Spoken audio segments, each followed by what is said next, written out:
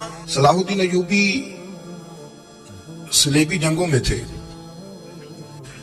رات کو مسجد اقصیٰ میں نماز پڑھی تو پریشان تھے.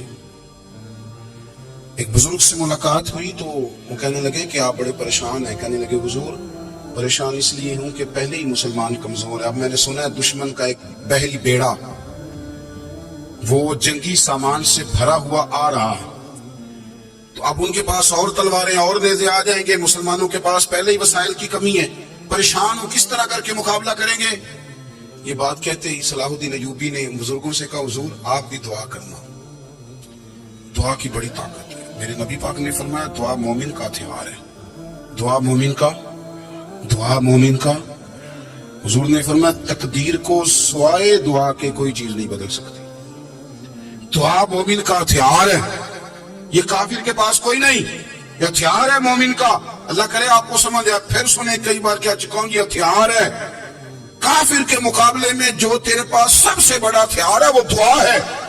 دعائیں کرانی چھوڑ دی، کرنی چھوڑ دی، لینی چھوڑ دی.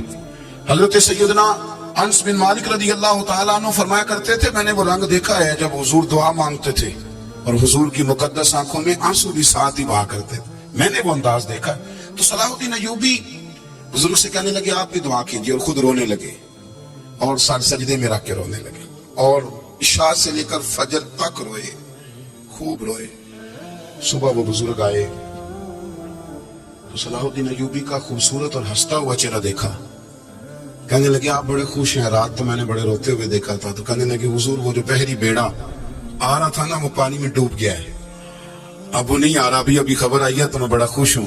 بزرگ کہنے لگے اٹھ سینے سے لگ اور سن ایک بات، وہ بحری بیڑا پانی میں نہیں ڈوبا، وہ تیرے آنسوؤں میں ڈوب گیا ہے. وہ جو تو رات رویا ہے نا رب کریم کی بارگاہ میں تو وہ ڈوب گیا ہے. بھائی اپنا مصلے کا، عبادت کا، وظائف کا، اللہ کا سلسلہ اس کو مضبوط کرے، اپنی دعاؤں کے تعلق کو مضبوط کرے. دعائیں بڑے انقلاب برپا کر دیتی ہیں. ہم تھوڑے نا جب سے خشک ہوئے نا خشک، اب میری تو جماعت ہی صوفیاء کی جماعت تھی. ہم تو داتا علی اجمیری کی جماعت سے، ہم تو خواجہ اجمیری کی جماعت سے، ہم تو شیخ احمد فاروق سرہندی کی جماعت سے، ہم تو صوفیاء کی جماعت. ہماری جماعت نے بھی وہ تعلق جو ہمارے بزرگوں نے بنایا تھا. بزرگ اللہ کے قریب کیسے جاتا ہے؟ تو ہمارے یہاں نا بہت سارے لوگ کہتے ہیں جی نظر ہو گئی تو کام ہو گیا. بھئی جو بخاری مسلم میں طریقہ ہے نا اللہ کا قرب پانے کا وہ تو نفل ہے. نبی کریم علیہ السلام نے فرمایا بندہ نفلوں کے ذریعے رب کے قریب جاتا ہے اور اتنا قریب جاتا ہے کہ پھر اللہ اس کی زبان بن جاتا ہے، اللہ اس کی آنکھیں بن جاتا ہے، کان بن جاتا ہے، ہاتھ اور پیر بن جاتا ہے. تو یہ تو عبادت ہے، یہ تو اللہ کی بارگاہ کی حاضری ہے جو آپ کو اللہ کے قریب کرے گی.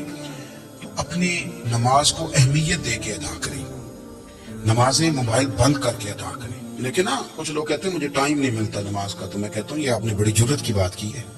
مجھے کو میرا پیر بھائی کہہ دینا میرے پاس ٹائم نہیں آپ کو ملنے کا، تو میں کہتا ہوں آج کے بعد آنا ہی نہ. تم کیا سمجھتا ہے تم وہ بڑا آدمی ہے تیرے پاس ٹائم نہیں ہے اور ہمیں ملنے کا ٹائم بہت کر. تو آپ نے اللہ رسول کو کہہ دیا ٹائم نہیں. اور عجیب فلسفہ ہے نا، کہا جائے نماز پڑھنے آؤ تو کہتے ہیں کپڑے ٹھیک نہیں، اور کہا جائے کہ آؤ ذرا دعوت پہ چلیں تو کہتے ہیں 1 منٹ ٹھہر میں کپڑے بدل کے آیا. نماز کے لیے کہا تو کہتا ٹھیک نہیں، دعوت کے لیے کہا تو کہتا میں ذرا تیاری کر لوں، یوں جانا مناسب نہیں. یہ معاملہ ٹھیک نہیں. رب تو فرماتا ہے کہ جب تم مسجد میں آ تو زینت اختیار کر کے آ، خوب ذوق سے دعا مانگے، خوب شوق سے نماز پڑھے، خوب استغفار کا مزاج بنائے.